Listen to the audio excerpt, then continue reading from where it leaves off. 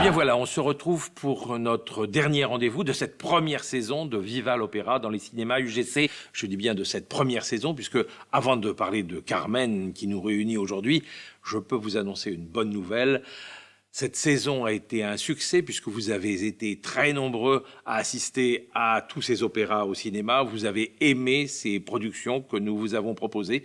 Eh bien, nous continuons. On continue avec une deuxième saison riche encore de très nombreuses, très belles productions d'opéra.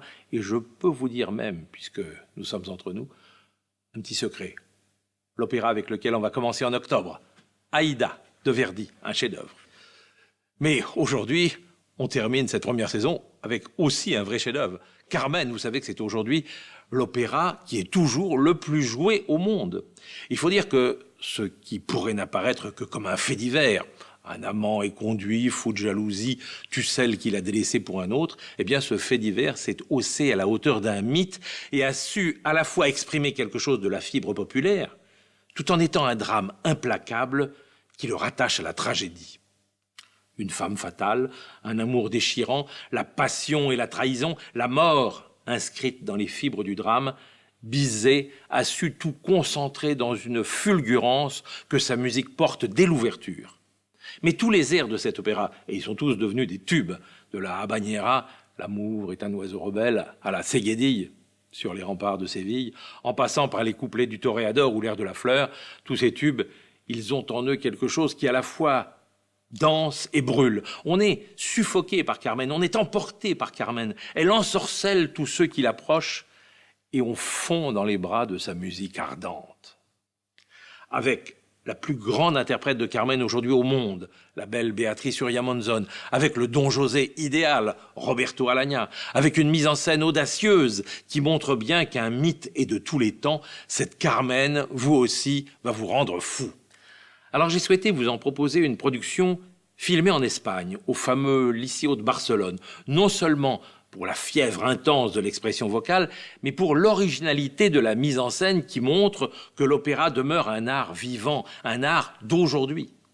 Car le metteur en scène, Calixte Billetto, donne une version très modernisée de cette Carmen. Il la situe d'abord dans un univers visuel contemporain qui lui permet de créer un univers étrange, presque intemporel, dans des décors dépouillés, réduits à quelques signes. Une place où chacun passe, au premier acte, avec seulement un drapeau espagnol flottant à son mât. Une vieille Mercedes au deuxième acte, dont le clin d'oreille du nom propre espagnol, Mercedes, résonne en même temps que l'image de la contrebande. Une enseigne de taureau monumentale au troisième acte, comme une menace. Un simple cercle au sol du dernier acte. Et dans ces décors, les personnages, portés par une direction d'acteurs intense, semblent habités par cette passion qui les dévore et qui les brûle avec une énergie féroce à la sensualité violente, presque bestiale. Et la musique, soulevée par la direction nerveuse de Marc Piollet, est en accord avec cette vision, comme une bourrasque qui emporte les corps et les âmes. Cette Carmen-là est dérangeante, comme elle l'a été à sa création en 1875, comme elle n'a cessé de l'être jusqu'à aujourd'hui, parce qu'elle affirme avec une violence assumée et avec une impudeur souveraine qui s'impose à tous la liberté d'une femme. Donc, nous sommes en Espagne, sur une place près de la fabrique où Carmen travaille comme cigarière. Le jeune soldat Don José est affecté à la caserne voisine. C'est sur cette place où les gens passent, où les gamins s'amusent à singer les soldats, où ceux-ci essaient de tromper leur ennui. C'est sur cette place donc que Don José va pour son malheur rencontrer la gitane ensorceleuse, qu'il va succomber à son charme et en oublier sa fiancée, Micaela. Au deuxième acte, dans un lieu improbable, loin de tout, une de ces zones qu'on appelle maintenant de non-droit, où passe un torero venu rouler des mécaniques pour se faire voir, Don José retrouve Carmen, éprouve sa sensualité, va jusqu'à perdre ses repères, jusqu'à se battre avec son supérieur et même déserter pour la suivre avec ses complices contrebandiers, passeurs peut-être de ses voitures, sans doute volées et revendues.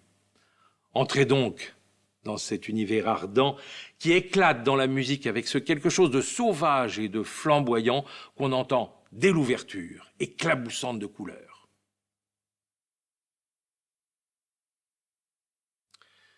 Nous avons laissé Don José partir avec Carmen pour une aventure qui le dépasse un peu.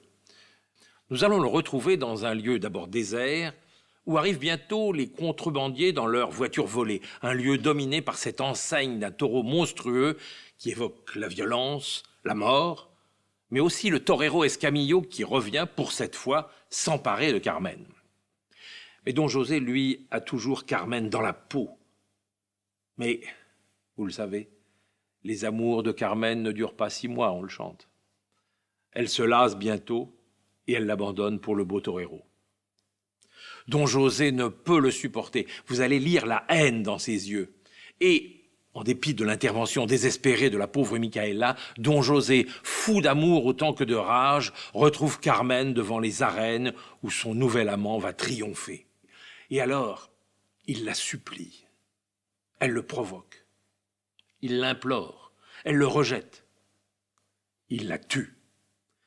C'est une des scènes les plus fortes de toute l'histoire de l'opéra, à la fois par la mise à nu d'un désespoir et par l'affirmation farouche d'une liberté. Beatrice Uriamonzon et Roberto Alagna y brûlent tant vocalement que scéniquement, avec une intensité et une énergie comme on en voit rarement sur une scène d'opéra. Je vous assure que cette scène finale va vous secouer.